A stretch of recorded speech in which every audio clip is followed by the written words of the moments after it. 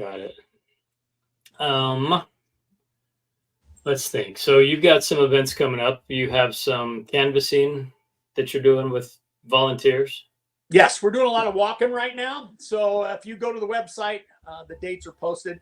And actually, Michael, we've got a pretty good team that are working hard trying to make sure that they get the name out there and that we're knocking on the doors and talking to folks. I think I told you earlier, we've got plenty that will retaliate against the phone calls, and I get it.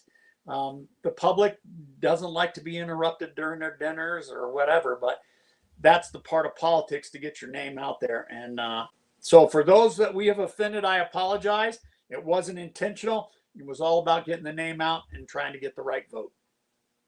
Got it. To my knowledge, you haven't produced any negative material against your opponent. No, we've put out a lot of stuff about what her track record is, which is for everybody to see. If you go down to the government website, you can see what we're talking about. And those are the things that I intend to work on when I get down there. So as far as attack ads like the ones you just posted, we haven't put anything out like that. Okay. Do you have any knowledge? Let me correct that.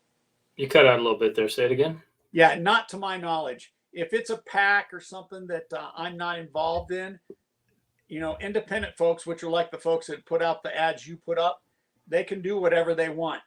As far as my folks, we haven't put anything out like that. Got it. Okay.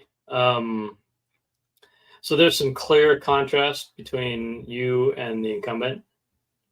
Yes. Do you want to share just a few issues or a few ideas and a few actions maybe that would set you apart? Well, Michael, I've had my same phone number since I became a cop, and the cops still know it too.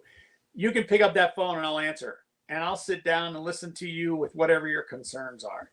My opponent has a history of never returning a phone call or an email. That's what the public wants. They want someone they can reach out to and at least ask a question. And I bring that to the table. So I'm the voice. That's what I want to be for these folks, is their voice, just like I've been my whole career. So that's the biggie.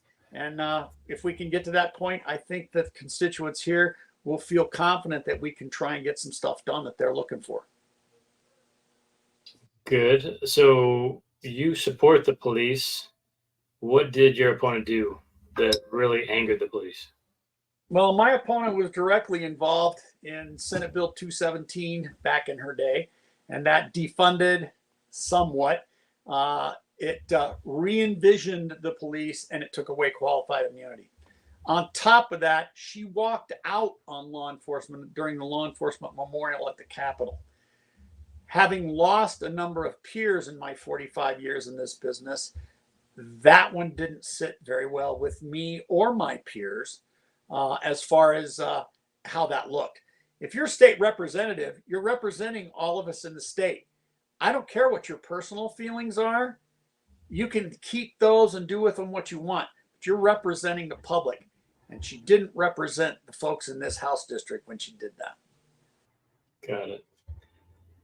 Where can people donate? Where can people find you? What kind of social media presence do you have? Michael, you can find us at helpgeorgewin.com.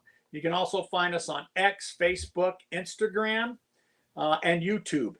And I encourage you to take a look and see what's out there. Read about what we've done. You can see the videos I've done, the work I did for the school district when we talked about trusted adult long before the attack ads happened, and see what you think. And if you have questions, pick up the phone. My phone number's on there. I answer it. And if I don't, leave a message and I'll call you right back.